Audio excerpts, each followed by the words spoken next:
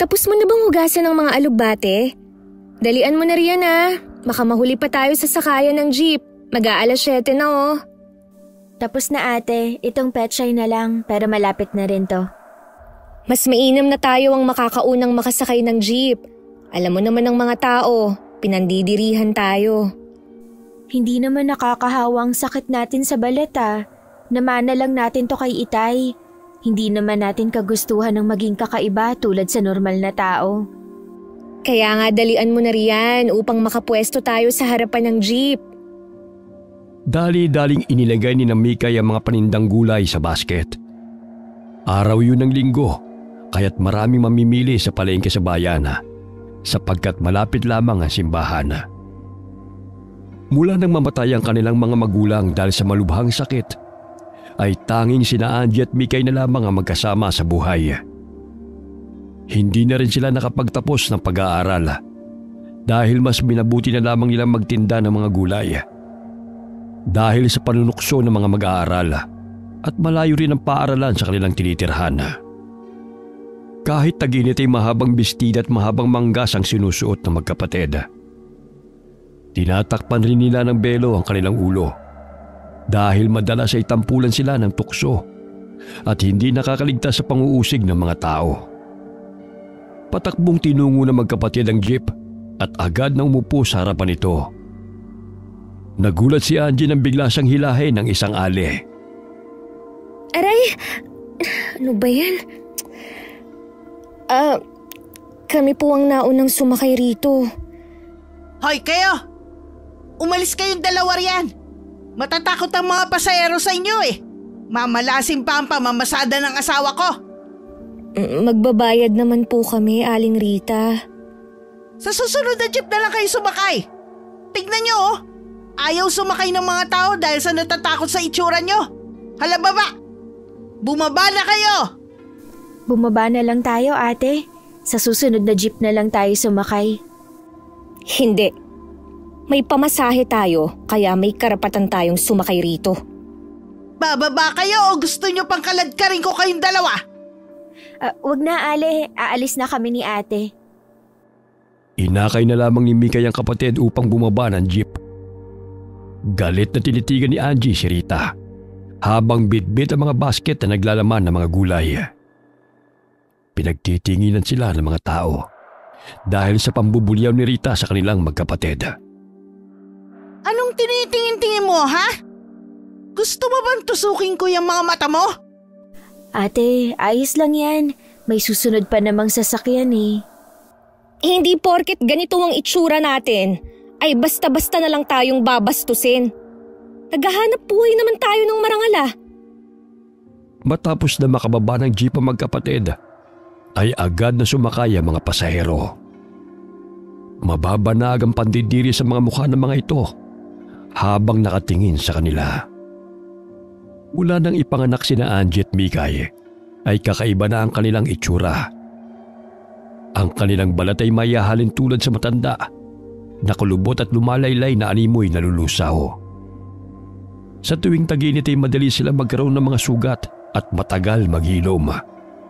Kaya't nagdudulot yun na masangsang na amoy. Narinig nila ang bulungan ng dalawang babae na sila ay aswang. Kaya't ganun na lamang ang inis ni Angie at gustong lapitan ng mga ito. Ate, hayaan mo na sila. Huwag ka nang makipag-away pa. Mamaya hindi na tayo pasasakayin papuntang bayan. Sumusobra na kasi sila Ang tatalas ng mga dila. Akala mo naman kung sinong perpekto. Sa tuwing sumasakay sila ng jeep, ay walang pasaherong gustong tumabi sa kanila. Kaya't sinasabihan sila ng mga driver na kung maaari bumaba na lamang silang magkapatid. Napansin ni Mikay na napatingin ang isang lalaki sa kanyang paa dahil sinusundan siya ng langaw. Dahan-dahan niyang itinaas ang mahaba niyang bestida. Doon niya napagtanto na natanggal ang dahon ng gumamela na itinapal niya sa kanyang sugat. Wag na lang kaya tayo lumuwas ng bayan. Dito na lang tayo maglako. Natitiyak kong hindi naman tayo pasasakayin Siguro dahil sa sugat kong to. Ginamot ko naman kanina. Kaso hindi talaga maiwasan ng mga amoy. O sige, sana naman may bumili sa mga gulay natin. Malayo pa lamang pinagtatabuyan na tayo. Meron naman sigurong mabuting tao na bibili nito. Hindi naman yata lahat ng tao ay masasama. Abay sana nga. Lumakad na lamang ang magkapatid at naglako sa mga kabahayan na kanilang madadaanan. Ngunit ayon na rin sa inaasahan ay nilalayuan sila ng mga tao. Kung sa bayan sila nagtitinda ay nauubos ang kanilang mga gulay dahil wala namang nakakakilala sa kanila, lalo na't natatakpan ang kanilang balat. Ilang sandali pa'y naaninaw nila si Mang Ruben kasamang walang taong gulang na anak nito. Kaya't dali-dali nilang tinungo ang tindahan ng mag-ama. Mang Ruben, baka gusto niyo pong bumili sa amin ng mga gulay. Sariwa po itong pechay at alugbate. Gamot din po ito sa alta presyon. Umalis na kayo rito. Marami na kaming gulay sa bahay. At saka nakita nyo naman na may tindahan ako. Marami akong delata rito. Kahit isang bugkos lang ho. Wala pa po kasi kaming benta. Kahit pambili lang po ng sabon at bigas. Umalis na kayo. Mamaya mahawa pa ang anak ko sa sakit nyo. Nako, Mang Ruben. Hindi naman po nakakahawa ang itsura namin Basta umalis na kayo. Hindi ko kailangan ng mga tinitinda nyo. Sumapit ang tanghali. Ngunit wala pa rin nabebenta ang magkapatid. Kaya't napagpasya nilang umuwi na lamang sa kanilang bahay. Wala nang laman ng lata na pinaglalagyan nila ng bigas. Kaya't niluto na lamang nila ang mga gulay na kanilang inilalako. Ay, buhay. Napakalupit ng mundo sa mga katulad natin. Hindi na nga nabiyayaan ng normal na itsura, pinandidirihan pa ng mga tao. Makakabawi din tayo bukas. Sa ngayon, pagtiyagaan muna natin ang mga pechay at alugbate. Mabuti't may makakain pa tayo. Ay, siya nga pala. May ginawa akong langis ng niyog dyan kagabi. Ipahid mo sa iyong balat nang sa gayon ay hindi magbitak-bitak at magkasugat. Salamat ate. Kaya siguro tinatawag nila tayong aswang dahil sa nagpupunas tayo ng langis. Hindi nila alam na gamot natin to upang hindi magkasugat-sugat ang ating balat. Tayo palagi ang pinag-iisipan ng masama. Samantalang sila nga ang may normal na itsura. Ngunit parang may sakit naman sila sa utak. Kinabukasan ay muling tumungo ang magkapatid sa paradahan ng jeep. Hindi pa man sila nakakasakay, ay inaabangan na sila ni Rita sa kanilang daraanan. Mababanag ang galit sa mukha ng babae at padabog silang sinugod nito. Hoy mga abnormal! Kayo ang dahilan kung bakit sumakit ang tiyan ko kahapon! Abay Aling Rita, nagkakamali po kayo. Wala kaming alam sa pinagsasasabi mo. Magmamaang-maangan pa kayo? Kampong kayo ng dyablo! Siguro inusog niyo ako, no? Usog? Tinatablan ka ba nun? Sa tanda mong yan? Pilosopo ka pang impacta ka, ha? Ano, ha? Ha? Bruha ka talaga! Sinabunutan ni Rita si Angie. Gayon na lamang ang pag-awat ni Mikay sa kanilang dalawa. Dahil sa takot sa kanilang magkapatid, ay hindi nakialam ang mga pasaherong naroon at hinayaan na magsabunutan sina Angie at Rita. Umiiyak na pinipigilan ni Mikay ang babae na sumusugod sa kanyang kapatid. Ngunit pati siya'y sinaktan din ng babae. Ginudngod ni Rita ang mukha ni Mikay sa lupa, dahilan na masugatan ito sa pisngi. Ayan! Nakikita niyo ba kung anong itsura ng mga impaktang yan? Nakakatakot! At pwede din kayo mabiktima ng mga demonyong yan! Gusto pa akong patayin! Kaya pati kayo, mag-ingat sa kanila! Tama na po! Hindi po totoo ang sinasabi niyo. Marahil may nakain kayong panis o kaya hindi kayo natunawan. Huwag naman po kayong mamintang ng ganyan. Gagawin niyo pa akong sinungaling, ha? Wala akong nakaing panis. Matapos ko kayong makaharap kahapon, bigla na lang sumakit ang tiyan ko. At panay ang pagsusuka ko. Sa itsura niyong yan, hindi maipagkakaila na kampon kayo ng demonyo. Hinay-hinay ka sa pananalita mo. Mabuti nga sa'yo yan. Nagtataka nga ako kung bakit hindi ka pa namatay eh. Sa taba mong yan, nagtataka ka pa kung bakit sumakit ang iyong tiyan? Masiba ka kasi sa pagkain kaya ka nagkakaganyan.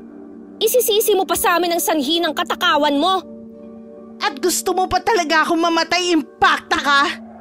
Lumayas kayo sa baryong to! Dahil hindi kayo nararapat na mamalagi rito! Ikaw ang lumayas dahil napakasama mo! Hoy!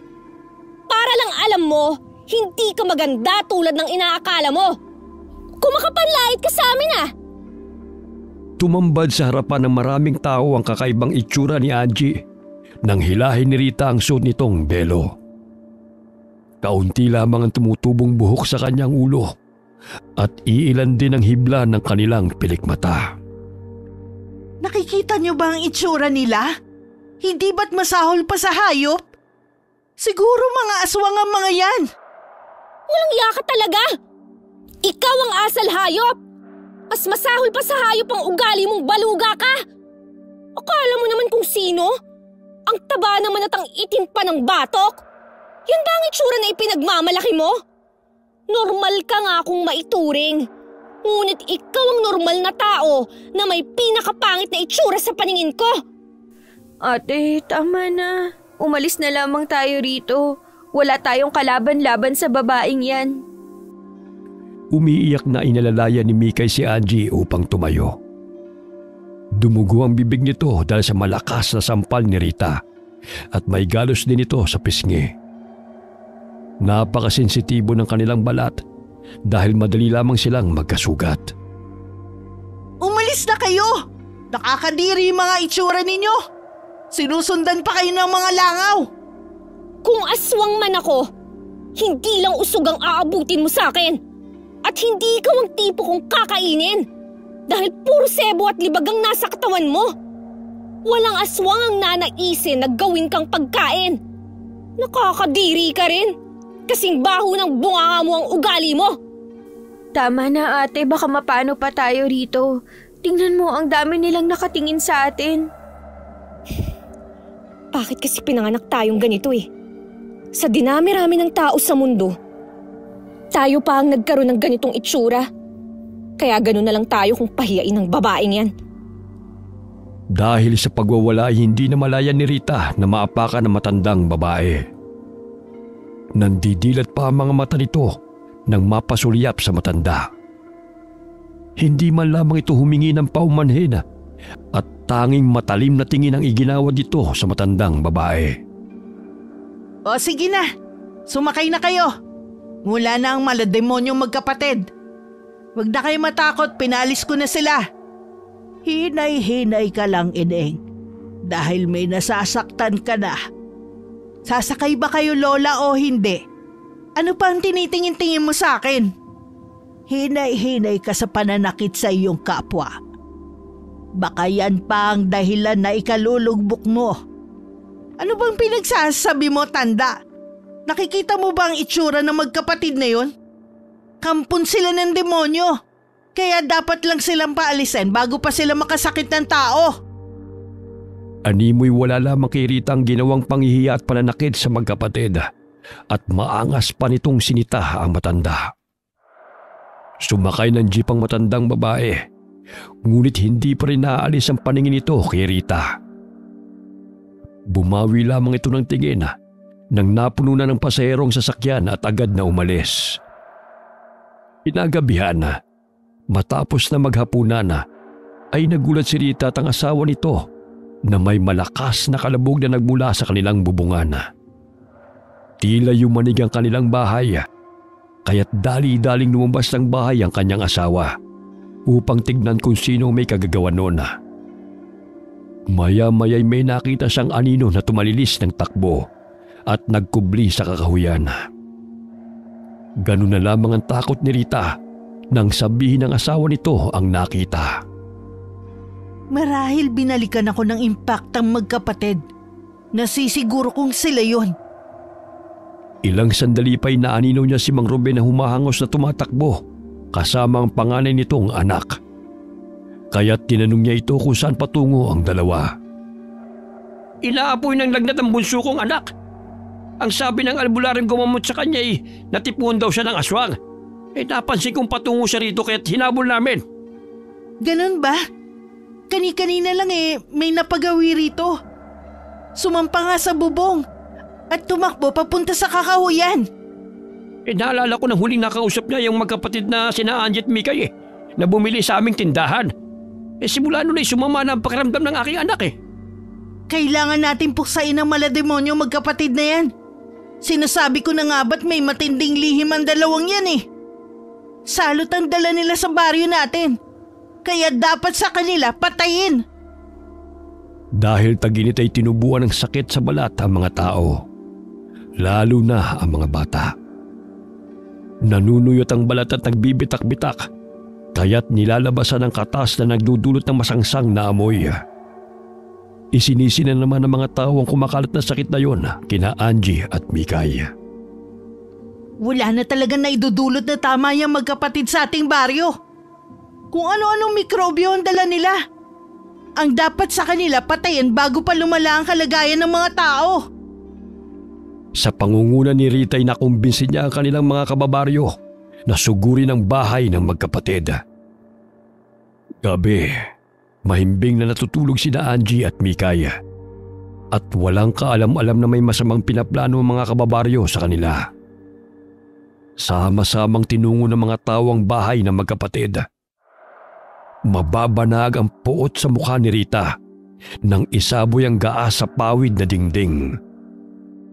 Kailangan natin sunugin ang malademonyo magkapatid na yan. Sa gayon wala na silang takas at hindi na kumalat ang sakit na dala nila. Tamang-tama mahimbing sila natutulog. Kaya't magagawa natin ng walang kahirap-hirap ang pagpatay sa kanila. Sinindihan ni Rita ang posporo at inihagis sa kubo. Dahil gawa yun sa magaan na materyales, kaya't agad na kumalat ang apoy. Nagising si Mikay na makaramdam ng init sa kanyang paanan. Namilog ang kanyang mga mata nang matupok ng apoy ang kanilang dingding, kaya't ginising niya si Angie. Ganun na lamang ang palahaw nilang dalawa habang pinapatay ang apoy na lumalamon sa kanilang bahay at suot na damit. Tulong! Tulong! Tulungan niyo kami pakiusap! Kahit anong pagmamakaawa ng magkapatid ay tila bingi lamang ang mga tao. Mula sa bintalay naaaninaw ni Angie na tumatakbo palayo ang kanilang mga kabaryo habang tinatalawang nagliliyab nilang kubo at pinapakinggan lamang ang kanilang palahaw. Hindi magawang makalabas ng kubo ang dalawa dahil sa mga kahoy na naglalaglagan. Marami na rin silang paso na natamo hanggang sa mahimatay si Mikay. Umiiyak na inakay ni Angie ang kapatid. Nahihirapan may pilit niyang kinarga si Mikay sa kanyang likod at tiniis ang sakit sa nalalaplos niyang balat. Nakalabas ng kubo si Angie. Ilang sandali bumagsak sila sa lupa at naghihingalong unti-unting nawalan ng malay. Sa di kalayuan ay biglang umihip ang malakas na hangin na ikinatakot ng mga tao. Bakit mo sinunog ng buhay ang mga yon? Di ba ang pinag-usapan ay huhuliin lamang natin sila? Huwag na nating pahirapan pa ang mga sarili natin. Kahit papano wala nang kahirap-hirap sila mawawalan ng buhay na hindi nababahiran ng dugo yung mga kamay nyo. Lalo na't kung anong mikrobyo ang pinapakalat ng magkapatid na yan. Mas mabuti na sunugin sila. Tara, umalis na tayo rito. Natitiyak ko hindi na mabubuhay ang mga yan. Samantala, pasinok-sinok na naghihingalo si Angie dahil sa nalapnos ang kanyang balat sa bunitong katawan. Naramdaman niyang may likidong dumampi sa kanyang bibig hanggang sa tuluyan na niyang nilagok ang ipinapainom sa kanya. Kung gusto niyo pang mabuhay at makapaghigante sa mga taong gumawa nito sa inyo, inumin niyo ang sariwang dugo na ito na siyang magbibigay sa inyo ng lakas. Nagkaroon ng malay si Mikay matapos na dumampi ang dugo sa kanyang bibig. Pilit niyang iminulat ang kanyang mga mata at humahangos dahil sa matinding sakit na nararamdaman. Umalis na tayo rito bago pa sila bumalik. Natitiyak kong babalikan nila kayo upang siguraduhin na patay na kayong magkapatid. Tiisin na muna ninyo ang hapdi ng inyong mga sugat. Inalalaya ng matandang babae ang magkapatid upang makaalis sa naturang lugar. Hindi sila nakita ng mga tao dahil nakalayo na rin ang mga ito. Dinala ni Tandang Dayang sina Angie at Mikay sa tinitira nitong dampa. Sa kabila ng katandaan nito ay malakas pa nitong kinarga ang magkapatid. Sa gitna ng kagubatan at malayo sa mga tao na ninirahan nito, pinahiga niya sa sahig ang magkapatid at nagdikdik ng halamang gamot. Hinaluan niya yun ng langis bago inilapat sa mga nalapnos na balat ng dalawa. Sa pagdating ng kabilugan ng buwan, inyong lakas ay manunumbalik. Mga taong lapastangan ay inyong babalikan at gagantihan. Ilang sandali nagising si Angie dahil sa nararamdamang sakit ng katawan. Maging si Mikay umuungol dahil sa sakit ng mga sugat. Huwag kayong mag-alala. Lilipas din ang araw at maghihilom din ang mga sugat ninyo. Nais nyo bang magkaroon ng hindi pangkaraniwang lakas upang paghigantihan ng taong nanakit sa inyo? Oo, tulungan nyo kami. Nauutal may pilit na sumagot si Angie sa tanong ng matanda sa kanila.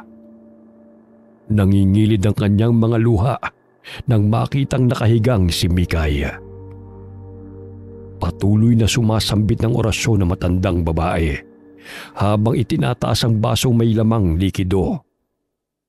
Ilang sandali hiniwa nito ang braso gamit ang maliit na kutsilyo at pinatakan ng sariling dugo ang pulang likido sa loob ng baso. Inumin ninyo ito upang manumbalik ang inyong lakas. Sa pamamagitan nito'y maiibsan ang sakit na inyong nararamdaman at panibagong buhay ang hatid nito sa inyo. Inalalaya ng matanda habang pinapainom ng dugo sina Angie at Mikay. Malansama ang lasa nito. Ngunit pilit na nilunok ng magkapatid ang likido upang mapabilis ang kanilang pagaling. Samantala, binalikan ni Rita ang bahay ng magkapatid na natupok ng apoy. Nadat na nila ang mga abong naroon at mga iilang piraso ng kahoy. Nasisiguro niyang matagumpay nilang napatay ang hinihinalang aswang dahil may bahagi pa ng mga katawan nito na hindi lubusang natupok ng apoy. Inilibing nila yon upang pagtakpan ng krimen na kanilang ginawa. Sa bawat araw na lumilipas ay humihilom ang sugat ni Mikay at Angie sa pangangalaga ni Tandang Dayang hanggang sa manumbalik ang kanilang lakas. Nanatili sila sa kubo ng matanda at magkasamang namuhay. Salamat po sa pagtulong niyo sa amin, Lola. At hindi niyo kami pinabayaan. Kung hindi ho dahil sa inyo, siguro ay namatay na po kami. Huwag kayong mag-alala. Bukal sa loob ko ang tumulong. Sapagkat tulad ninyo'y naranasan ko rin ang apihin ng mga tao. Ano po ba ang pulang likido na pinapainom niyo sa amin, Lola? Dugo na dumudugtong ng buhay. Hindi pangkaraniwang dugo na nagbibigay ng pangalawang buhay sa sino mang makakainom nito. Sa pamamagitan ng sariwang dugo na pinatakan ng dugo na manggagamot na katulad ko at dinasalan ng orasyon, mabubuhay kayo. Ngunit kapalit noon ay ang pagiging aswang. Nais niyo pa bang ituloy ang ritual upang maging ganap na aswang at magkaroon ng hindi pangkaraniwang lakas? Kung yun lamang ang paraan upang makapaghiganti kami sa lahat ng taong gustong pumatay sa amin. Mangiyak-ngiyak na sambit ni Angie. Nagising si Mikay at paika-ikang bumaba ng papaga. Lumapit siya sa kapatid dahil nakaramdam siya ng gutom. Umago sa mga luha ni Angie nang makita ang itsura ni Mikay. Nasunog na rin ang iilang hibla ng kanilang buhok at lalong pumangit at nakakatakot ang kanilang itsura. Ate, may makakain ba tayo riyan? Nagugutom na kasi ako. Sandali lang, iha. At maluluto na itong talbos ng kamote. At may nilaga din akong sagi. Halika, umupo ka na muna sa tabi ko. Masakit pa ba ang mga paso mo? Hindi na masyado. Sa tuwing nilalagyan ko ng langis na ibinigay ni Lola Dayang, naiibsa ng kirot. Ate, bakit ginawa sa atin yun ng mga tao? Hindi naman tayo masama. Alam mo naman na sa tingin nila wala tayong karapatang mabuhay dahil sa itsura nating to. Tingin nila sa atin ay masahol pa tayo sa hayop. Nagsalo-salo silang tatlo sa pagkain. Naalala nila Angie si Lola Dayang na minsan nilang nakita sa baryo at sa bayan na nagtitinda ng mga basahan. Napatigil sa pagkain si Mikay nang maalala ang likidong pinapainom sa kanila ng matanda tuwing gabi. Tila nasasabik na naman siyang uminom noon. Lola, meron pa po ba kayong natirang dugo? Parang hinahanap kasi ng lalamunan ko. Meron pa naman. Ngunit kaunti na nga lang ang natira. Nandilat ang mga mata ni Mikay nang makita ang sariwang dugo na naroon sa bote. Inilapag ni Tandang Dayang ang bote sa mesa. Walang ano-ano'y agad na nilaklak yun ni Mikay hanggang sa ito'y maubos. Napangisi ang matanda nang makita ang ginawa ng dalaga. Nako, napaka-agresibo mong bata ka. Hinay-hinay lang, anak. Mikay, ba't inubos mo yan? Parang serbesa lang kung laklakin mo ang dugo Pasensya na kayo, ate. Natakam lang kasi ako. Hindi ko mapigilan ang aking sarili. Sinimot pa niya ang dugo sa baso at dinilaan ang natapon sa mesa. Hindi may pagkakaila ni Angie na maging siya ay nabanguhan sa sariwang dugo. Habang abala sa pagkain si Tandang Dayang, nahagip ng paningin ni Angie ang peklat sa leeg ng matanda. Animoy hulma ng lubid. Lola, paano po ba ang leeg niyo? Ito. Alaala ko sa mga taong gustong pumatay sa akin. Binitay nila ako dahil nahuli ako ng isang matandang lalaki sa silong ng kanilang bahay. Kaya nga lang nakatakas ako. Hindi ko na ililihim sa inyo mga ineng na isa akong aswang. Hindi kagaya ng dati ang lakas na nananalaytay sa aking katawan. Sapagkat matanda na ako. 92 na ako. Kaya't masaya ako natagpuan ko kayo. Sa gayon ay may papasa ko sa inyo ang kakayahan ko. Lalo na't inaapi pa kayo ng mga tao. Makakatulong ito sa inyo. Yun ay kung gusto ninyong makapaghiganti sa kanila. Kahit ano pa ang paraan ng paghihiganti. Basta't babalikan ko sila. Pagbabayaran nila ang ginawa nilang to sa amin. Umaago sa mga luha sa pisngi ni Angie habang naaalala ang kanilang paghihirap. Nag-iisa na rin sa buhay si Tandang Dayang dahil namatay rin ang asawa at anak nito nang tugisin ng mga tao. Kailan ba kami magiging isang ganap na aswang? O paano namin malalaman na aswang na nga kami, Lola? Hintayin niyo lamang ang takdang panahon. Kusang magpapalit kayo ng anyo pagsapit ng dilim. Habang tumatagal ay ganun na lamang ang pananabik nila Mikay at Angie sa sariwang dugo. Katulad ng sinabi ng matanda, ay napaka-agresibo ni Mikay. Maging ang mga ibon ay hindi niya pinapalampas. Umaakit siya sa mga puno upang manghuli ng mga ibon at kinakagat ang mga ulo at sinisipsip ang dugo. Mikay! Bumaba ka na nga riyan. Kanina ka pa kain ng kain dyan eh. Tingnan mo ang itsura mo oh. Halos mapuno na ng dugo ang damit mo. Sandali na lang ito ate at bababa na ako.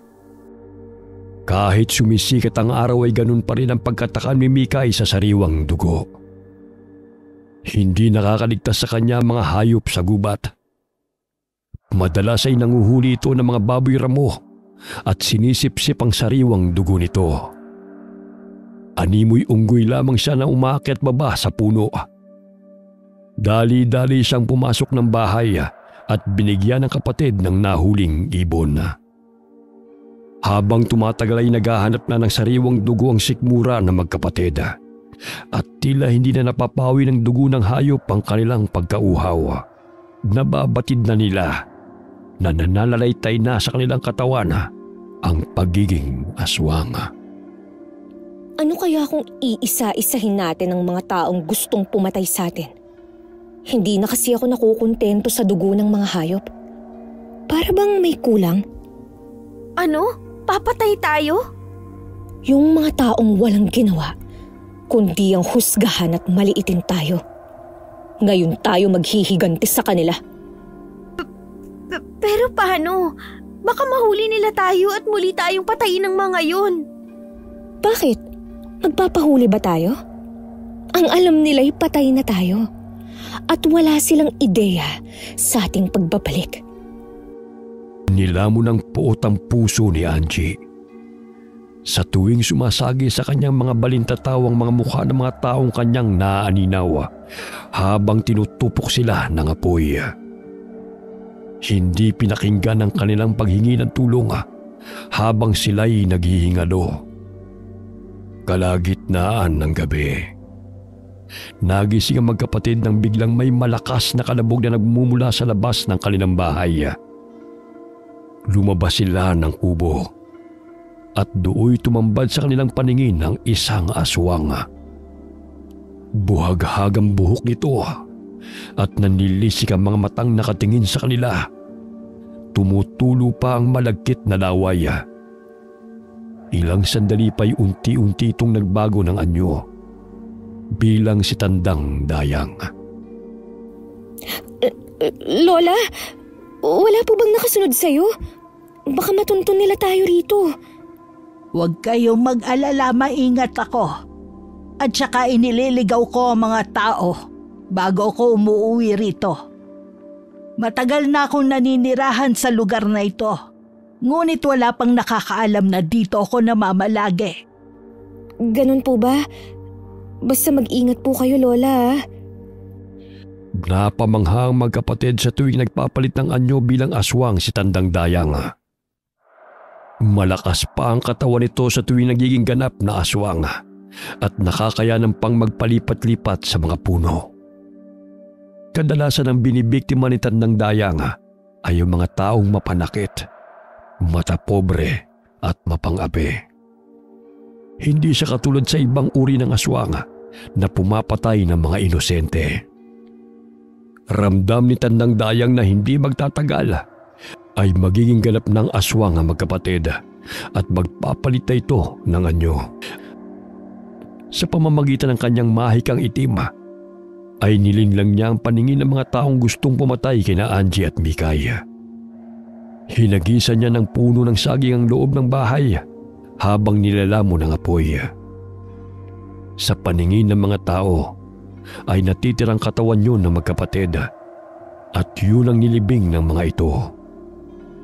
Tinuruan sila ng matanda ng iba't ibang uri ng mga orasyon at mga halamang gamot na maaari nilang gamitin. Lola, napapagawi pa po ba kayo sa baryo? Napapadaan minsan. Palipasin niyo na muna ang araw bago bumalik doon. Magpalakas kayo. Sa gayon ay kaya niyo nang harapin ang mga tao. Tignan mo nga yung kapatid mo. Nawili na sa panguhuli ng mga hayop. Hindi na nga dugo ng hayop ang gustong inumin eh. Palagi nang nagtatanong kung kailan daw siya makakatikim ng dugo ng tao. Hindi pa kayo lubusang magaling. Konting panahon pa, Ineng. At may isa sa katuparan nyo rin ang pagdandais na makapaghigante. Maraming salamat po sa inyo, Lola. Dahil sa inyo nabigyan kami ng pangalawang pagkakataong mabuhay. Walang anuman, Ineng. Sige na, tawagin mo na ang kapatid mo. Baka napalayo na naman yon at makita ng mga tao. Ay, nasa na ba yun? Kani-kanina lang nakikita ko pa siya. Sige Lola, hahanapin ko muna si Mikay. Napalingon si Angie sa pinagbumulan ng malakas na atungal ng baboy ramo. Naninag niyang dinadaganan nito ni Mikay habang sinasaksak ng patalim ang ulo nito. Nang mawalan ng malay ay winakwak niya ang tiyan ng baboy ramo at kinuha ang laman loob. Duguan ang mukha nito nang humarap sa kapatid. Nandyan ka lang pala. Kanina pa kita hinahanap eh. Halika ate, may nahuli akong baboy ramo. Tikman mo ang sariwang puso nito, napakasarap. Dalihin mo na nga lang sa bahay yan. Mamaya may makakita pa sa'yo rito. Sinabing huwag ka nang lumayo eh. Pinagtulungang buhati ng dalawa ang baboy ramo. Pagdating ng bahay ay hiniwa ng magkapatid ang laman nito. Ang ibang bahagi ay inihaw ni Angie. Abay, ang bango niya na. Luto na ba yan, Ineng? Meron na po dyan, Lola. Kumuha lang po kayo. Matagal na rin po kasing hindi ako nakakatikim ng inihaw na karne eh. Bagamat mas pinili na kainin ni Mikay ang hilaw na laman at hindi man lamang ito nalalansahan. Mapapansin sa katawan ni Mikay na nagkakalaman na ito. Kaya natatawa na lamang si Angie sa kapatid. Baka may impatso ka sa katakawan mo ha. Tumataba ka na oh. Naku ate, konti pa lang naman Tsaka hindi pa naman ako hinihingal katulad ng babaeng lumba-lumba na nakaaway mo. Naku, malapit ka nang maging katulad niya. Dumidilim na ang paligid. Kaya't matapos kumain ay nagpahinga na sila sa kanilang higaan hanggang sila ay makatulog. Napabalikwas ng bango ng magkapatid nang marinig ang malakas na kalabog na nagmumula sa labas ng kanilang dampa. Naririnig din nila ang sunod-sunod na atungal at humahangos na boses na humihingi ng tulong. Nandilat ang mga mata ng magkapatid nang tumambad sa kanilang paningin ang matandang aswang na nakahandusay sa lupa. Lola? Lola, anong nangyari sa'yo? Sinong may gawa sa'yo nito? Hindi ko na makakayanan ng sakit, mga Ineng. Binalas ako, kaya't napuruhan ako ng lalaki. May tumusok na sibat sa mata ng matandang aswang at nahihirapan siyang tanggalin yun. Hanggang sa pilit siyang tumakbo patungo sa kanilang tinitirhan. May mga tansong bala rin ang bumaon sa kanyang likod. Dahilan na siya'y lubusang nanghihina. Natitiyak ko katapusan ko na at hindi na ako sisikatan pa ng araw. Magkagayon, May. Ingatan ninyo ang inyong sarili. Mas malakas kayo kaysa sa akin dahil bata pa kayo. Kaya't makakayanan nyo silang labanan. Lola, gagamutin po namin kayo. Huwag niyo po kaming iwan. Yung dugo po na maaaring dudugtong sa inyong buhay, paiinumin ko kayo. Hindi na ako tatablan noon. Gusto ko na rin magpahinga, mga anak. Ikinagagalak ko kahit sa sandaling panahon nakasama ko kayong dalawa. Nagtulungan ang magkapatid na bunutin ang sibat na bumaon sa mata ng matandang aswang. Subalit hindi na ito tumagal pa at binawian ng buhay. Ganun na lamang ang paghihinagpis nilang magkapatid habang niyayakap ang matandang aswang. Lola, paano na po kami?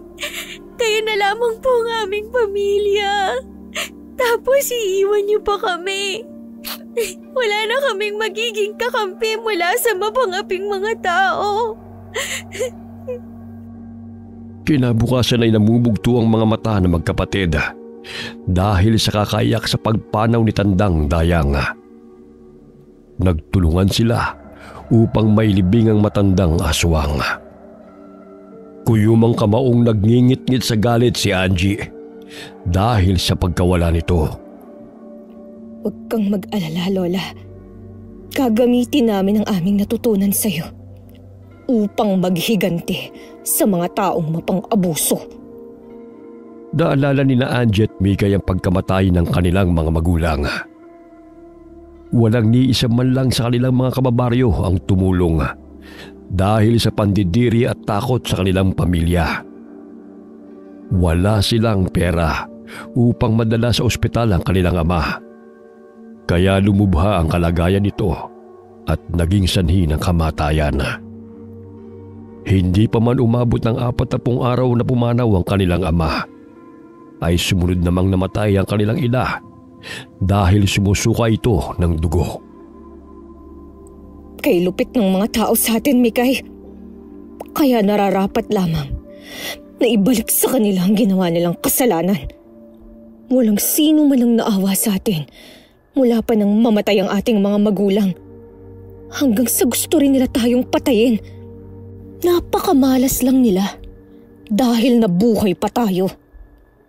Kailan ba ang balak mong lumusob? Lalo na yung masiba na babae na nakaaway mo. Oo, siyang pasimuno ng lahat. Kaya nararapat lang sa kanya ay unti-unti mo ng pahirapan kagaya ng ginawa niya sa atin. Gusto kong marinig ang kanyang pagmamakaawa. Narinig ko noon na hindi naman pala siya tunay na asawa ni Mang Erino na pumapasada ng jeep. Kirida lang naman siya ng lalaking kinakasama niya. Kaya lang, hinayaan na lamang sila ng tunay na asawa dahil ayaw nitong maapektuhan ng mga anak. Saan mo naman nakuha ang impormasyon na yan? Sa mga nagkukunwaring kaibigan niya na tsismosa, narinig ko lang habang naglalako ako ng gulay noon. Akala mo kung sinong perpekto? May tinatago rin palang sikreto ang matabang babae na yun. Sumapit ang gabi. Lumuhod sa burol ang dalawang magkapatid habang tumitingala sa bilog na buwan. Pinahira nila ng langis ang kanilang katawan na ibinigay ni Tandang Dayang. Ilang sandali uminit ang buo nilang katawan at nakaramdam sila ng kakaibang lakas. Tinubuan sila ng matatalas ng ngipin at pangil. Lumabas sa kanilang likod ang magkapares na maliit na pakpak. Maihahalin tulad ng kanilang wangi sa isang syokoy na tinubuan ng pakpak. Nagulat sila sa itsura nila nang makita ang isa't isa. Huwag ka munang magmadali na pumatay ng tao. Magmasid ka kung sino ang pwedeng sugurin. Lalo na't mag-ingat upang hindi mahuli. Tatakutin ko lang ang masibang babae. Iisa-isahin natin silang pahihirapan. Nasasabik na akong makatikim ng dugo ng tao. Basta, hinay-hinay lang. Matakaw ka pa naman sa dugo. Baka yan pa ang ikapapahamak mo. Huwag kang papahuli sa mga tao. Huwag kang mag-alala. Mag-iingat ako, ate. Tumalo na magkapatid at pinagaspas ang kanilang mga pakpak. Ngunit hindi sila makalipad. Pagkos mabilis lamang silang nakakatakbo. Ay, anong klaseng pakpak ba to? Bakit hindi ko man lang magawang makalipad? Palamuti lang yata to sa katawan ko Dumagdag lang sa nakakatakot kong itsura. Mula sa malayo ay natanaw ni Angie si Mang Ruben na nag-iinuman. Masaya pang nag-uusap ang mga kalalakihan habang tumatagay. Abay, ang saya nila. Parang walang ginawang kasalanan Tingnan ko lang kung makakatawa pa kayo sa aking gagawin. Inungo ng aswang na si Angie ang kinaroroonan ng manok panabong ni Mang Ruben. Isa-isa niyang sinakbal ang 3 mga manok sa leeg at sinipsip ang dugo. Dinukot niya ang puso ng mga manok at takam na nilantakan. Dinala niya ang patay na manok at inihagis patungo sa mesa ng mga taong nagiinuman. Ganoon na lamang ang pagkagulat ng mga ito nang bumagsak sa mesa ang walang ulong manok panabong at wakwak ang tiyan. Sunod-sunod na bumagsak ang patay na manok sa kanilang harapan, kaya't nagsipulasan ang mga ito dahil sa takot. Hay! Sino kang halimaw na lumapa sa mga manok ko? Lumabas kang lintik ka! Kumuha ng itak si Mang Ruben at nagsisisigaw sa labas ng kanilang bahay. Maging ang kanyang mga kasama ay naghahanap sa paligid kung sinong may kagagawa ng pumatay sa manok. Walang hiya ka! Lumabas ka sa pinagtataguan mo! Ang mahal ng mga manok ko! At ilalaban ko pa naman yan bukas! Lihim na napahagikgig si Angie habang nakasampa sa ibabaw ng puno. Masaya niyang tinatanawang hindi may pinta na mukha ni Mang Ruben. Simula pa lang yan. Huwag kang mag-alala, tanda. Mamamatay ka sa sarili mong galit. Tumalon-talon si Angie sa mga puno at matulin siyang tumakbo na hindi man lamang napapansin ng mga kalalakihan na naghahanap sa paligid. Nakarinig ng kaluskos sa mga ito, ngunit tanging nakawalang kambing lamang ng kapitbahay ang kanilang natagpuan sa damuhan. Umihikbing hinaplos-haplos ni Mang Ruben ang manok panabong na ilalaban sana niya kinabukasan. Wala na itong ulo at nahati na ang katawan. Yun ang paborito niyang manok dahil palagi itong panalo sa sabong at malaking pera na ang napapanalunan nito. Subalit sa isang iglap lamang ay tila binagsakan siya ng malalaking bato nang makita ang kalunos-lunos na sinapit ng panabong niyang mga manok. Manok pa lang? Iniiyakan mo na? Paano pa kaya kung tao na ang nawala sa'yo? Iyan ang nababagay sa mata pobreng kagaya mo. Nakakaaliw din palang pagmasdan ang natatarantang itsura ni Mang Ruben. Bumalik sa kanilang tinitirhan si Angie, ngunit wala pa roon ang kanyang kapatid. Kaya't nag-alala siya baka may nangyaring masama kay Mikay. Ilang sandali pa, may narinig siyang mga kaluskos at naninaw niyang tumatakbo ang kapatid at hindi magkamayaw sa binibitbit nito. Oh, ano yung dala mo? Bakit hindi ka magkanda o gagarian? Sorpresa ko para sa'yo. Ayan, kainin mo. Ang sarap pala ng utak, sobrang malinamnam. Pumatay ka na agad. Ang sabi ko yung magmatsyag ka lang ah. 2 pa yung biniktima mo. Magkasama sila. Alangan namang iwan ko ang isa, dinabisto tayo. Ito yung mga babaeng tinawag tayong aswang. Kaya yan, pinatunayan ko sa kanila na aswang nga tayo. Nakakatawa nga ang reaksyon nila nang makita ko. Isa lang sana ang papatayin ko. Kaso, nakita ko ng isa. Kaya pinatay ko na lang din siya. Grabe ate, ang sarap ng sariwang dugo. Grabe naman yung katakawan mo. Baka may nakakita sa ginawa mo ah. Wala ah. At saka yung katawan nila ay tinago ko sa mga talahib. Kung may makakita man sa katawan nila, hindi naman sila makikilala kaagad dahil dala ko ang mga ulo nila. Ay, ewan ko sa'yo. Umiral na naman yung kalokohan mo. Sabay na kinain ng magkapatid na aswang ang utak ng mga biktima ni Mikay. Napaka-agresibo nitong pumatay kaysa kay Angie dahil sa kagustuhan na makainom ng sariwang dugo. Marahil ay naparami ang pagpapainom sa kanya ni Tandang Dayang ng dugo kaya't nagkaganoon si Mikay. Kinabukasan ay tila hindi makakilos sa magkapatid dahil sa kabusugan. nanibago sila sa pagkain ng lamana at pag-inom ng sariwang dugo. Samantala, nagimbal ang mga taga-baryo dahil sa natagpo ang bangkay na wala ng ulo. Naging palaisipan sa kanila kung sino ang may kagagawa noon. Marahil yun din ang pumatay sa aking mga alagang manok, Panabong. May aswang na naman na naghasik ng lagim dito sa ating baryo. Pambihira! Pero sino naman yun? Gayong napatay na natin ang pinaghihinalaan nating mga aswang. Maaaring narito lang din, nakikisalamuha sa atin. Matinding takot na naman ang bumalot sa baryo. Pagpatak ng 6:00 ng gabi, ay wala nang masyadong tao ang gumagala sa daan dahil sa takot sa aswang. Naging palaisipan sa mamamayan kung sino ang pumatay sa 2 bangkay na natagpuang pugot. Namumutla ang katawan ng mga ito na animoy sinimot ang dugo sa kanilang mga katawan.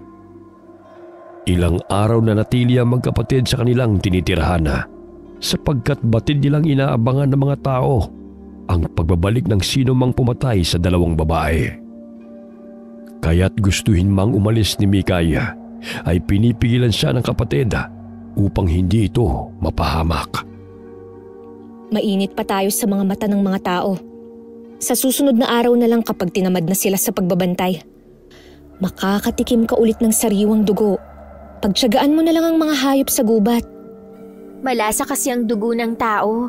Nauumay na ako sa dugo ng mga ibon at ahas. Kesa naman mahuli ka at ikaw naman ang pugutan ng ulo. Sinasabi ko sa'yo, huwag masyadong magmadali. Sige ate, sa susunod na araw na lang. Basta dadamihan ko para naman may maiimbak tayo rito. Anong dadamihan? Ikapapahamak mo yung iniisip mo. Huwag masyadong masiba. Sige ka, magiging katulad ka ng matabang si Rita. At hindi ka na makakatakbo ng mabilis kapag mataba ka na. Napakamot ng ulo si Mikay at sumimangot. Kumuha na lamang siya ng saging at naglaga upang yun na muna ang kanilang kakainin sa pananghalian. Habang nagluluto'y sumagi sa kanyang isipan ang matabang babaeng si Rita. Napasulyap siya sa kapatid at sinabi ang gusto nitong gawin. Ate, ano kaya kung litsinin natin ang babaeng nakaaway mo? Bagay yun sa kanya. Ako na ang bahala sa kanya. Huwag mo siyang pakialaman. Dahil may plano ako na tsak na magugustuhan niya. Anong plano naman yan? May mga ganyan ka pang nalalaman. Lantakan mo na lang agad para wala nang poproblemahin. Hindi ako katulad mo na sugod lang ng sugod, no? Gusto ko kasi siyang pahirapan. Yung mababaliw siya sa takot habang nagmamakaawa. Paano kung hindi yun mangyayari? Tapos ikaw pa itong masaktan niya ulit? Hindi ako papayag na saktan pa niya akong muli. Basta, maghintay ka lang sa gagawin ko sa babaeng yun. Tsak, magugustuhan mo rin. Sundin mo lang ang palagi kong sinasabi sa'yo. Huwag kang pumatay ng mga bata at yung mga taong walang kasalanan sa atin. Hindi ko yan nakakalimutan. Kahit na sobrang bango pa ng mga bata at nakakatakam. Dahil ayokong manakit ng mga bata at maranasan nila ang kalupitan tulad ng ating dinanas. Di mabuti. Dahil nagkakaintindihan tayo. Ay, may ginawa akong langis dyan. Nagbibitak-bitak na naman yung balat mo. Pahiran mo na agad bago pa magkasugat. Dinalhan ng bulaklak ni Mikay ang puntod ni Tandang Dayang. Ilang araw pa lamang ito buhat ng pumanaw, kaya't labis ang pangungulila nilang dalawa. Hindi man nila kaano-ano ang matanda, ngunit ito pa ang nagpakita ng malasakit sa kanila.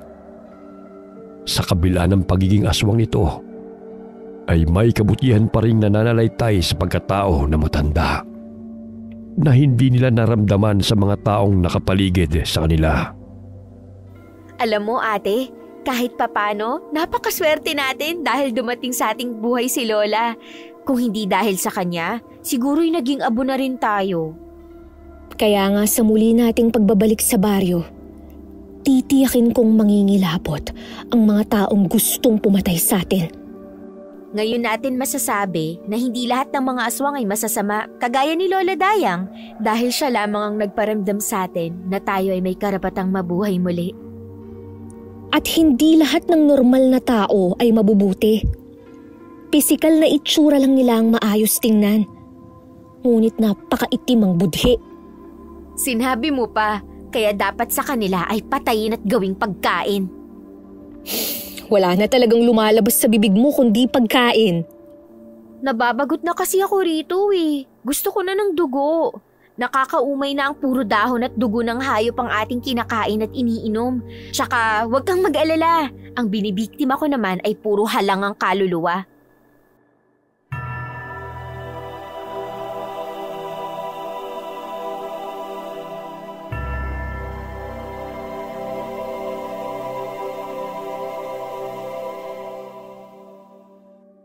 Pinihit ni Rita ang radyo upang makinig ng musika bago humiga sa tinutulugang papag.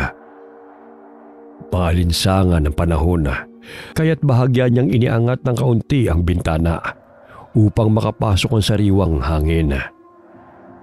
Unti-unti siyang dinalaw ng antok hanggang siya'y nakaidlip. Maya-maya'y iminulat niya ang kanyang mga mata nang marinig ang tahol ng kanilang aso. Sumilip siya sa bintana at napansin at tila galit ang aso habang umaalulong pa ito. Kaya't ginising niya ang kinakasamang si Erino, ngunit mahimbing pa rin itong natutulog. Naisipan niyang lumabas ng kanilang bahay upang patigilin sa pagtahol ang kanilang aso. Ngunit tumindig ang kanyang mga balahibo nang maalalang nangyari sa manok panabong ni Mang Ruben. Posible kayang nakikita ng aso ang aswang? Kung gayon marahil malapit lang dito sa bahay. Isinarado nito ang bintana at nagtalokbong ng kumot. Ilang sandali pa'y tumahimik ang aso. Kaya't sumilip siyang muli sa bintana. Halos atakihin siya sa puso nang tumambad sa kanyang paningin ang isang nilalang. Nagbabagang mga mata nito at maitim at sunog ang balat. Malakas niyang isinarado ang bintana at naluluhang ginising muli ang kinakasama. Erino! Gising! Gising! May aswang sa labas ng bahay! Ngunit mahimbing pa rin natutulog ang lalaki at malakas pa itong humihilik. Hindi na mapakali si Rita. Nadagdagan ang kanyang takot nang marinig ang nakakakilabot na hagikik ng aswang malapit sa dingding. Kumatok pa ito ng paulit-ulit. Pagbuksan mo ko, sapagkat ako'y nauuhaw. Sino ka? Anong kailangan mo sa amin? Kailangan kong mapawi ang aking uhaw. At ang dugo mo lamang ang tanging sagot sa aking problema. Umalis ka! Wala kang mapapala sa akin! Hindi ako masarap! At sinong nagsabi sa'yo na masarap ka? Ha? Binutas ng aswang ang dingding, kaya't gano'n na lamang ang panginginig sa takot ng babae. Patuloy niyang ginigising si Erino, ngunit hindi pa rin ito nagising. Lingid sa kaalaman ng babae na ginamitan ng orasyon ng aswang ang lalaki upang mahimbing itong makatulog sa pamamagitan ng palipad hangin. Ngunit sa panaginip nito ay gising siya at naririnig ang boses ni Rita. Kaya tanging ungo lamang ang sinasagot nito sa babae. Gamit ang mahabang kuko'y binutas ng aswang ang dingding. Kaya't gano'n na lamang ang sigaw at paghingi ng tulong ng babae. Ngunit tila walang nakakarinig sa kanya. Halos mamaos na siya sa kakasigaw, ngunit walang taong lumapit upang siya'y tulungan. Sumampa ang aswang sa bubong at binutas din yun. Ganoon na lamang ang palahaw ng babae nang bumagsak sa kanyang harapan ang putol na ulo ng aso. Nasurpresa ka ba? Gusto mo bang danasin ang paghihirap na sinapit ng aso? Lubayan mo na ako! Pakiusap! Huwag mo kong patayin! Naminog ang mga mata ng babae nang makitang humabang dila ng aswang at lumalapit ito sa kanya. Napasandal siya sa dingding dahil sa takot. Pumulupot ang mahabang dila ng aswang sa kanyang leeg, dahilan ng kanyang pagpupumiglas at nahirapan din siyang makahinga. Tinutulak-tulak siya ng aswang sa dingding hanggang siya'y manghina.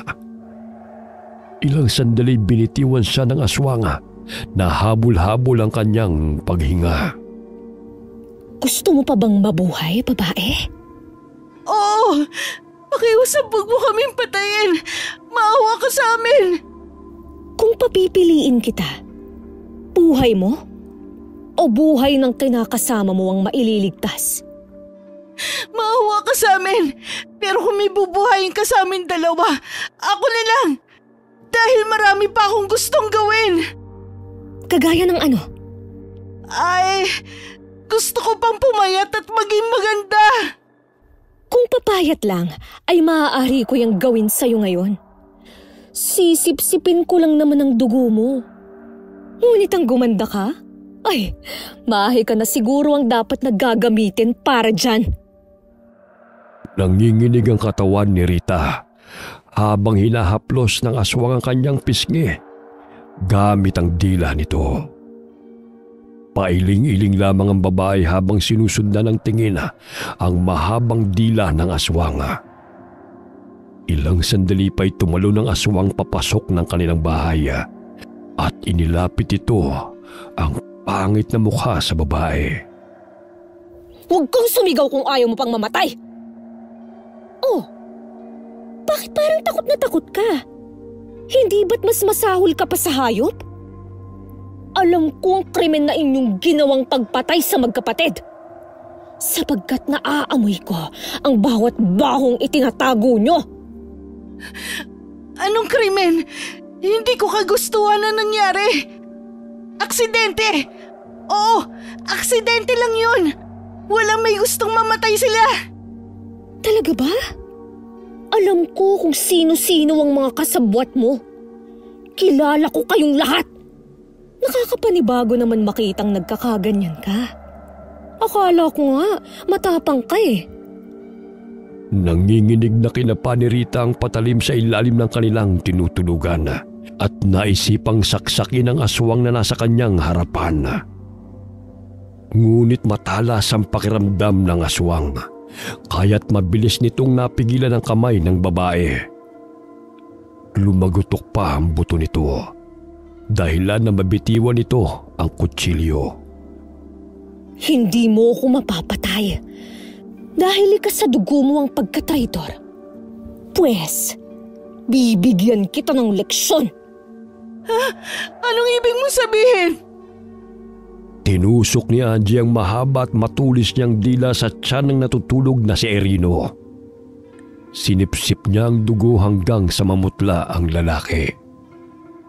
Nandidilat ang mga mata ni Rita habang nakikita ang hinahalukoy ng aswang ang tiyan ng kanyang kinakasama.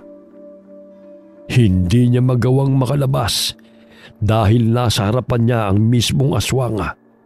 Anumang oras ay papatayin siya nito.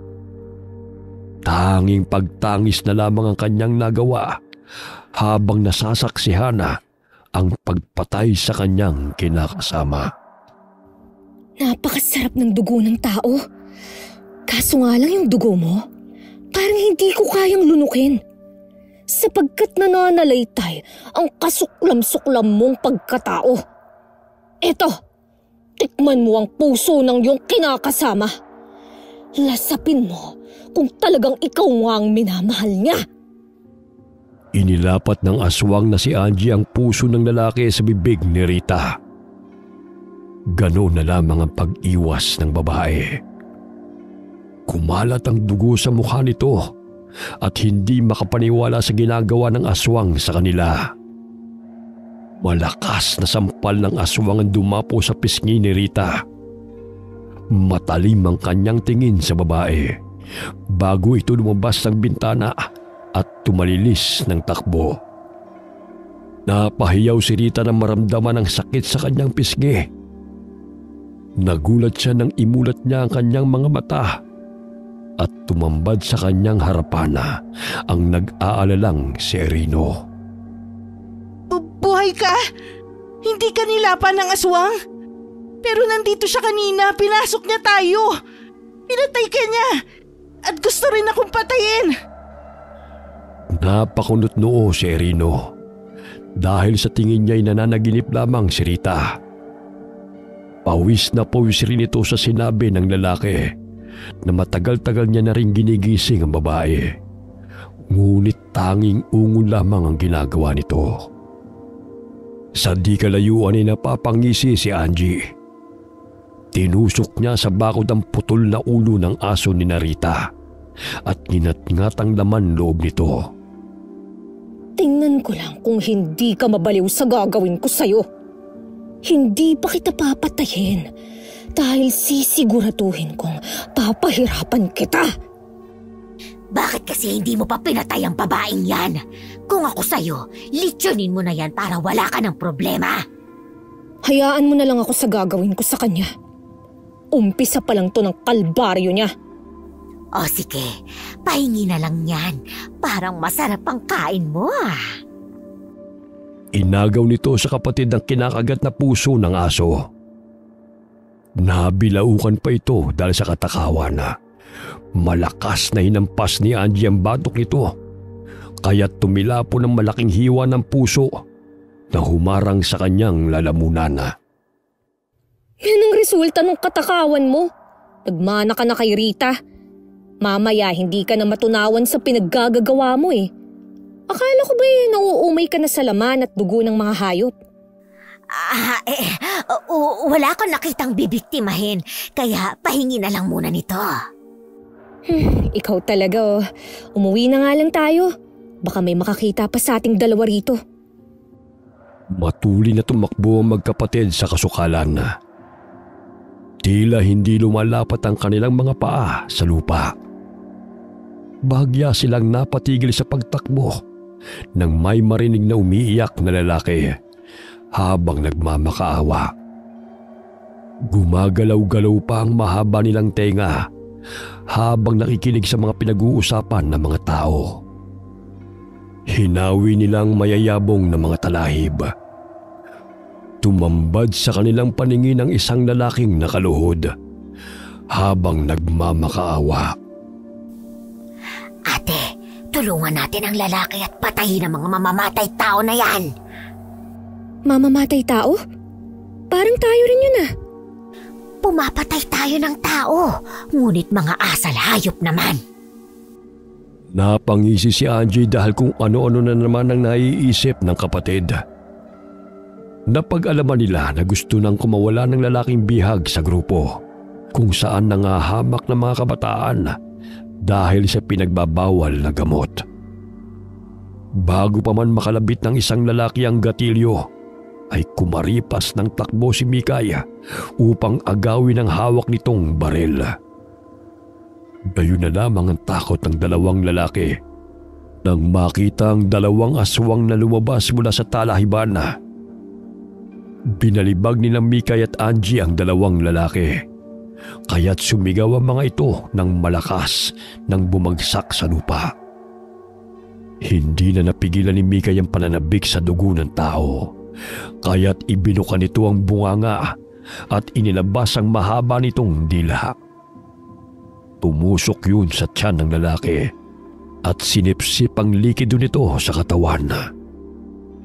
Ilang sandali ginangat-ngat niya ang leeg ng lalaki hanggang sa maputo nito.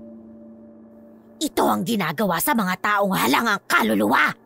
Kahit papano'y may pakinabang pa rin naman kayo. Nangangatog sa takot ang bihag na lalaki nang makita na isa-isang nilalantakan ng dalawang aswang ang mga taong gustong pumaslang sa kanya. Kaya't labis ang kanyang pagmamakaawa sa dalawang aswang na siya'y pakawala na. Natuntun mo ba ang daan pa uwi sa inyo? Umalis ka na bago pa magbago ang isip namin. Kung maaari, ay itikom mo yung bibig mo tungkol sa amin.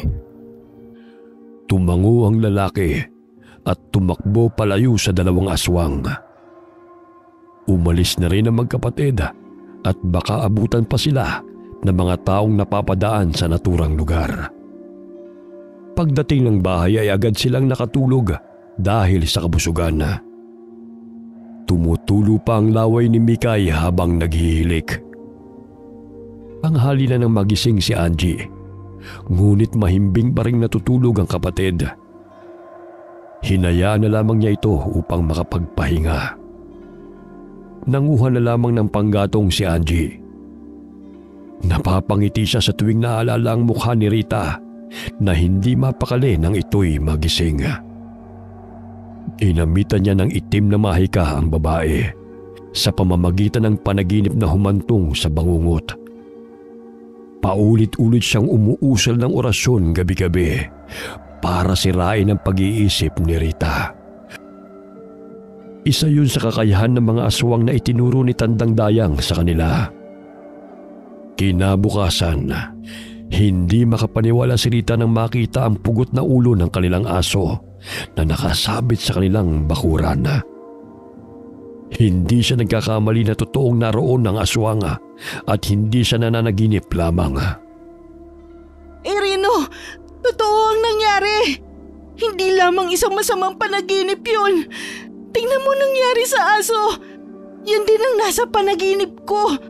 At saka alam ng aswang ang ginawa nating pagpatay sa magkapatid.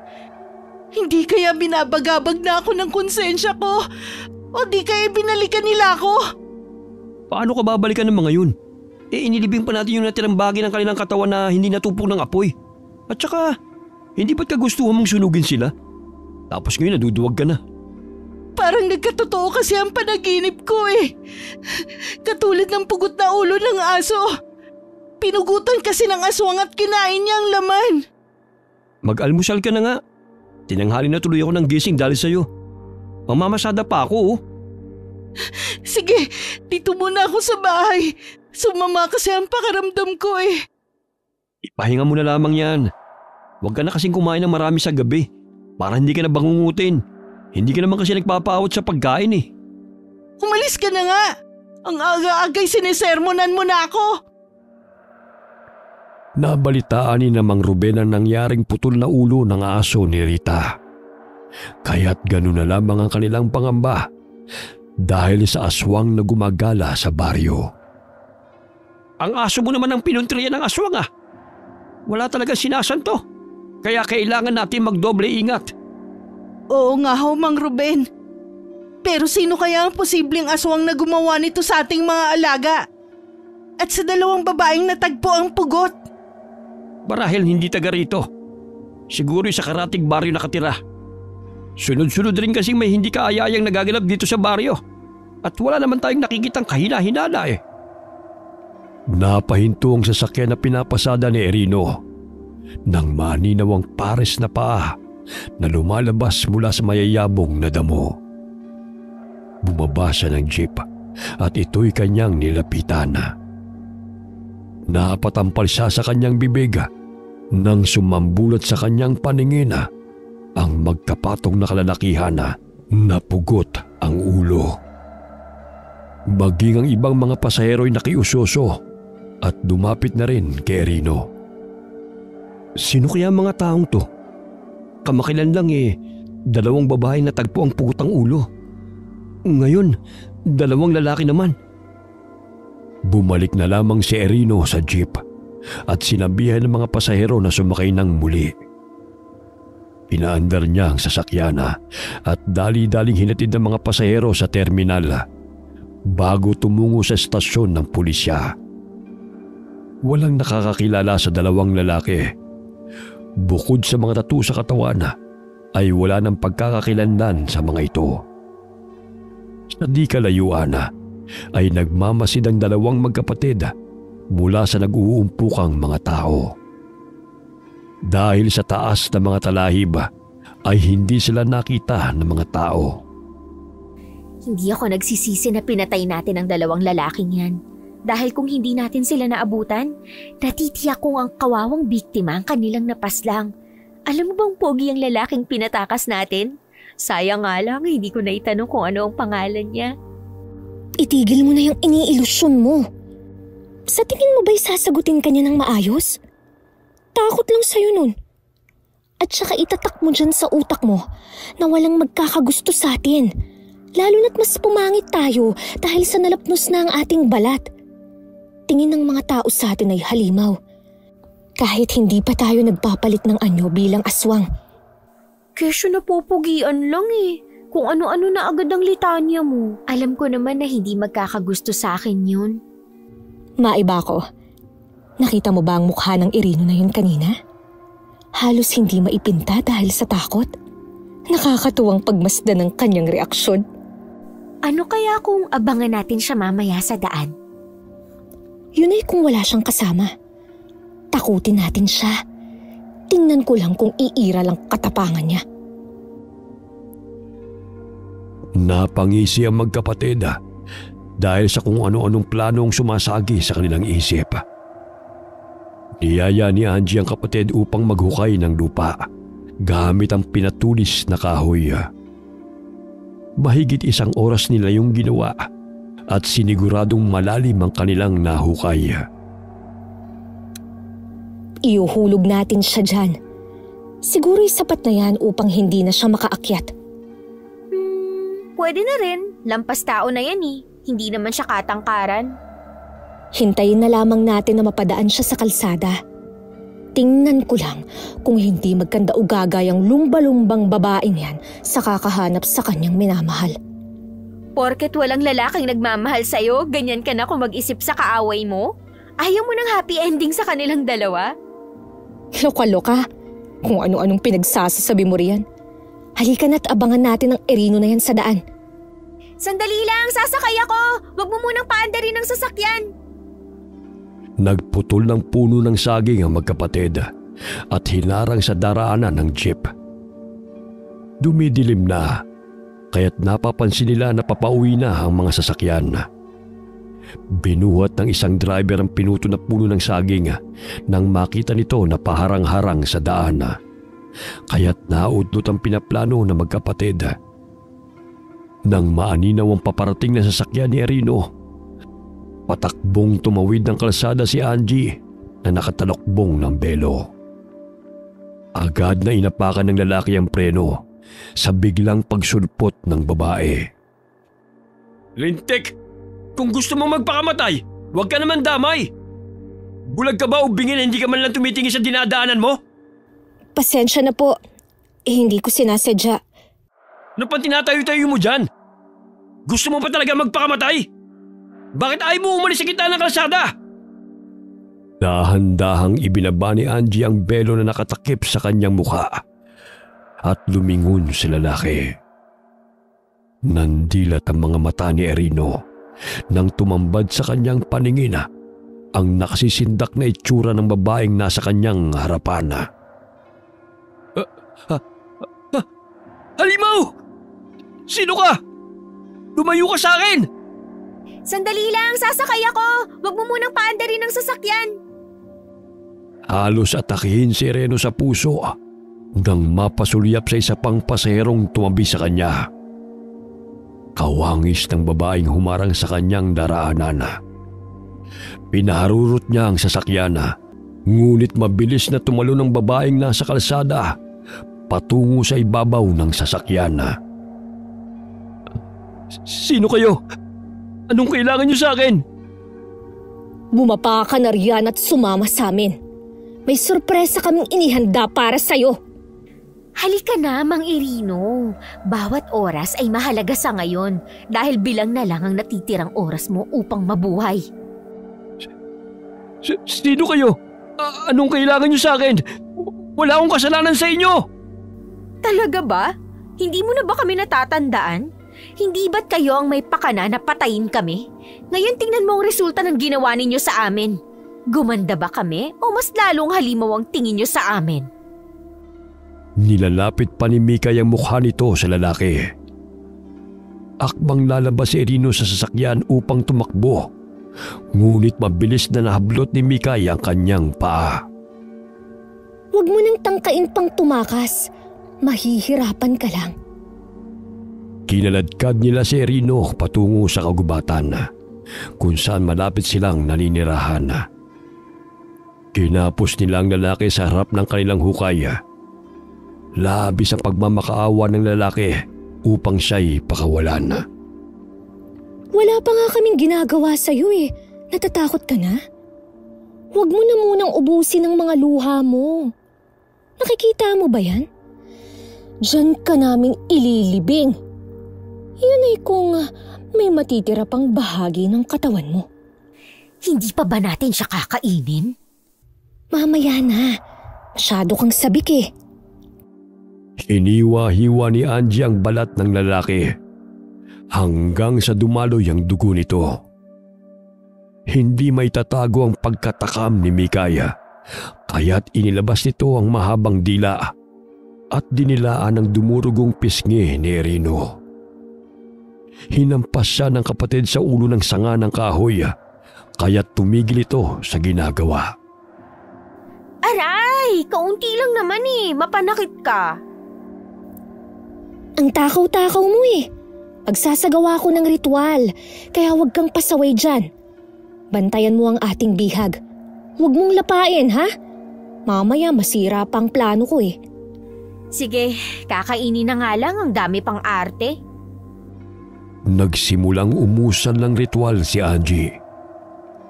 Tumingala siya sa buwan na habang umiikos sa dugo ang katawan ng bihag. Binusalan nila ang bibig nito upang hindi makalikha ng ingay. Unti-unti niyang sinasaksak ang katawan ng lalaki gamit ang maliit na kutsilyo. Pasimpleng sinasalo ng dila ni Mikay ang mga dugong pumapatak sa lupa.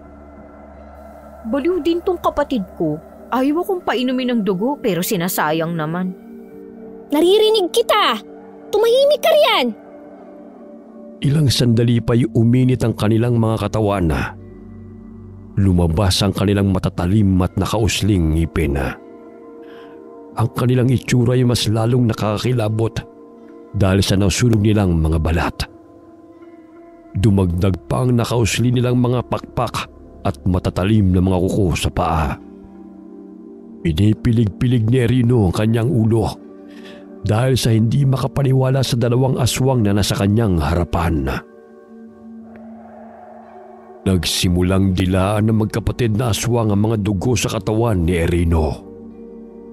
Pinigilan lamang ni Angie si Mikay sapagkat tila uubusin nito ang likido sa katawan ng lalaki. Huwag mo na munang patayin. May dadalhin pa ako rito na ikasasaya mo. Ano na naman ba yan? Nagpapabitin ka na naman eh. Lantakan na lang natin ang lalaking ito. Maghintay ka. Diba gusto mo ng lechon? Dadalhin mo rito ang matabang babae? Tumango si Angie at pumalakpak si Mikay dahil sa pananabik. Sinigurado nilang walang makakita kay Erino.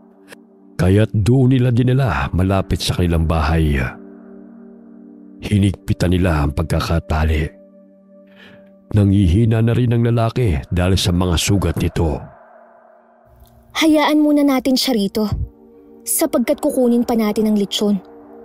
Alam kong matagal mo nang gusto yun. Ano pa ang hinihintay mo? Tara na! Kahit na anong pagpupumiglas ni Erino upang makalas ang tali, ay hindi niya magawang tumakas dahil sa higpit nun. Kumaripas ng takbo ang magkapatid patungo sa bahay ni Rita. 9:00 na ng gabi, wala pa si Erino. Kaya't nag-alala na siya sa kinakasama at baka nawili na naman ito sa inuman. Lumabas siya ng bahay bit-bit ang gasera. Bahagya siyang napahinto nang may sumitsit sa kanya. Paglingon niya'y nagulat siya nang dumikit ang kanyang mukha sa mukha ng isang halimaw. Tumakbang siya patras at nabitiwan ang hawak niyang gasera. Kinurap-kurap niya ang mga mata at hinanap ang nilalang na kanyang nakita. Ngunit wala siyang naaaninaw sa paligid. Ano nang nangyayari sa akin?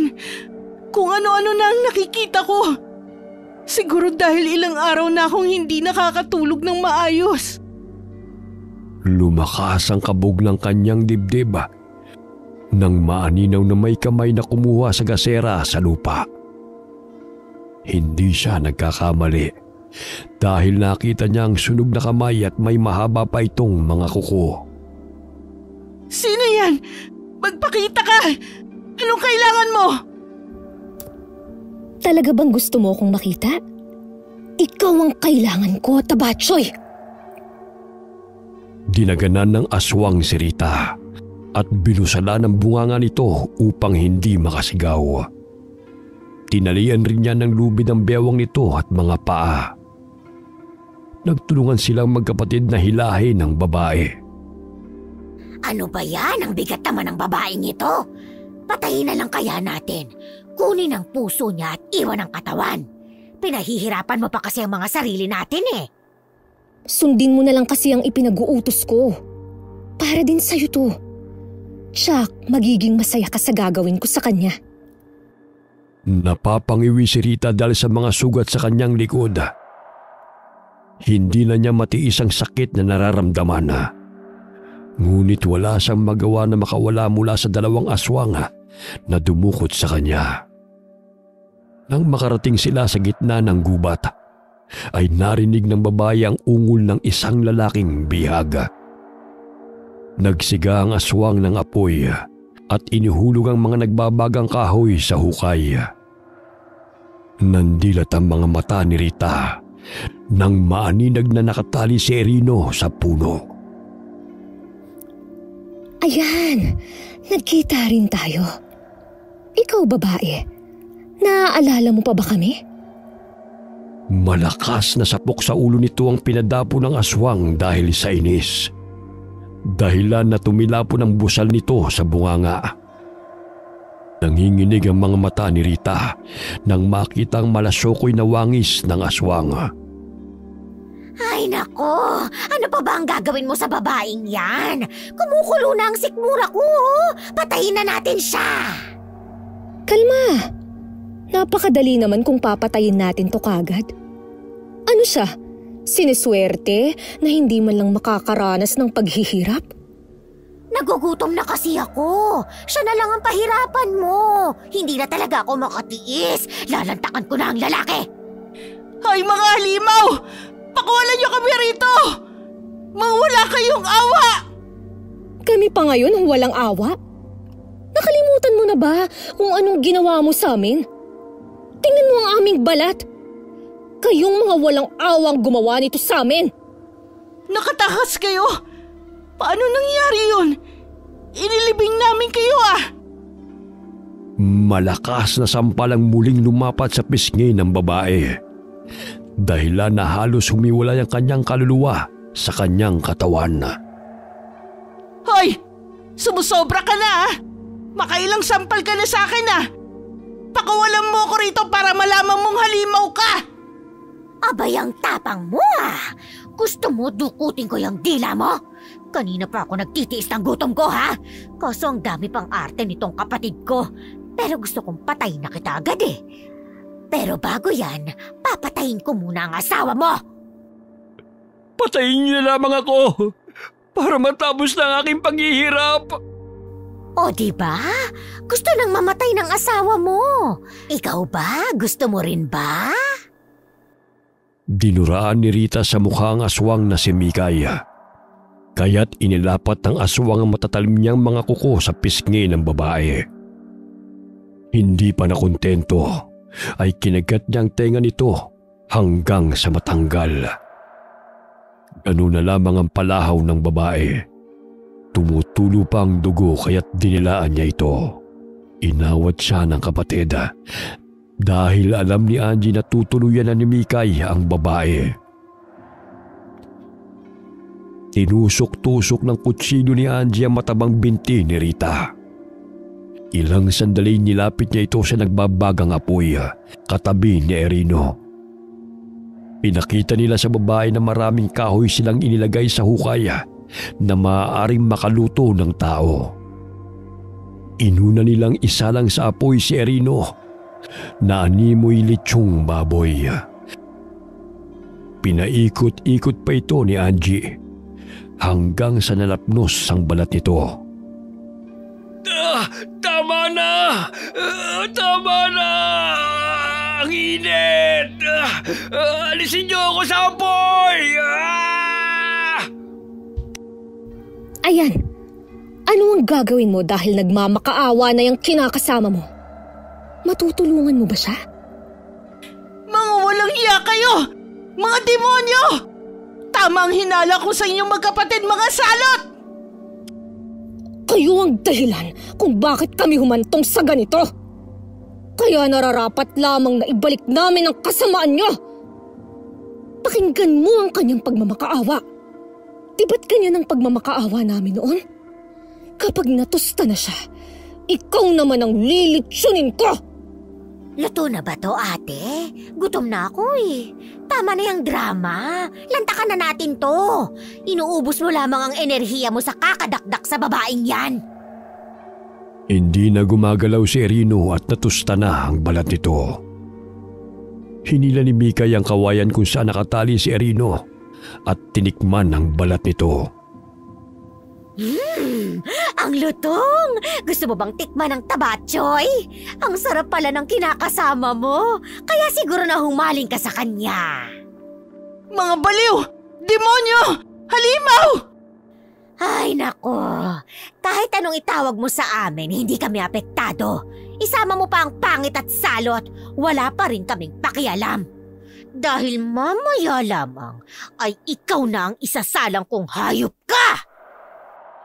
Natatawa na lamang si Angie sa sinasabi ng kapatid habang pinagsaluhan nilang dantaka ng litsyon na si Erino. Ilang sandali pa'y itinali nila sa kawayan ng matabang si Rita. Tinanggal nila ang damit nito, kaya't animoy naging litsyong baboy. Bagay na bagay talaga sa'yo ang ilagay sa kawayan. Pakawalan niyo ako rito! Pakiusap! Magbabago na ako! Pangako! Nek-nek mo! Uutuin mo pa kaming tabatsoy ka? Ang sama-sama ng ugali mo! Walang maniniwala sa pagbabago na gusto mo! Nagtulungan silang dalawa sa pagsalang sa apoy sa itinaling babae. Ganun na lamang ang palahaw nito at pagmamakaawa. Sa gitna sila ng gubat at malayo sa kabahayan at walang nakaririnig sa panaghoy ng babaeng bihag. Dahil sa pagpupumiglas nito, ay nahulog ang kawayan kung saan siya itinali sa nagbabagang apoy. Hindi magkamayaw sa kasisigaw si Rita dahil tuloy na siyang nilamon ng apoy sa kanyang binagsakan. Yan kasi ang likot-likot mo.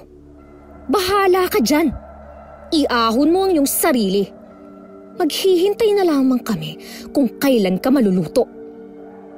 Dinagdagan nila ng tuyong dahon at kahoy ang nagliliyab na hukay. Hanggang sa tuluyan ng binawian ng buhay si Rita dahil nalapnos ng apoy ang buong katawan nito. Nakatulog ang magkapatid dahil sa kabusugan sa pagkain ng litsyon ng lalaki. Nakatulog ang magkapatid dahil sa kabusugan sa pagkain ng litsyon na lalaki. Kinabukasan ay nagising sila at tinungo ang hukay kung saan nahulog si Rita. Napangisi si Angie nang makitang tostadong babaeng kanyang kinamumuhian. Oh, ayan. Ilang araw mo din niyang konsumo. Diba masarap ang litsyong baboy na inihain ko para sa'yo? Tulungan mo akong maiahon to. Grabe, ang sarap nga. Mabuti tinihaw siya para mawala naman ang sebo sa kanyang katawan. May isa pa tayong susunduin sa kanyang bahay. Natitiyak kung gusto mo nang uminom ng sariwang dugo. Pero bago yun, ubusin mo muna ang babaeng yan, ha? Ayokong kumain yan, nasusuka ko.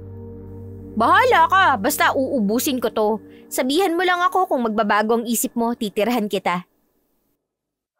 Masayang nilantakan ni Mikay ang litsyong si Rita. Hindi rin niya magawang ubusin yun, kaya't itinabi na lamang niya ang natirang bahagi ng katawan nito. Pumasok siya sa bahay at tumabing umupo sa kanyang kapatid. Napansin niya na umaliwala sa mukha nito at namumutawi ang saya sa mga labi ni Angie. Si Mang Ruben ang isusunod natin sa kanila. Isang hambog at walang bodong tao. Ayoko na ng lechon, te. Gusto ko naman ang sariwang dugo at laman. Nakakaumay ang matabang ni lechon natin eh. Parang masusuka na ako. Sino ba ang nagsabi sa'yo na uubusin mo kagad? Hinay-hinay lang. Baka tamaan ka ng sakit sa puso niyan. Tingnan mo nga yung katawan mo. Parang hihingalin ka na sa katatakbo niyan. Parang gano'n na nga eh. Ilang linggong nagpahinga magkapatid sa pagsugod sa baryo. Laking pagtataka ng mga tao kung bakit hindi na nila nakikita si Rita at Erino. Maliban na lamang sa sasakyan na nabangga sa punong kahoy.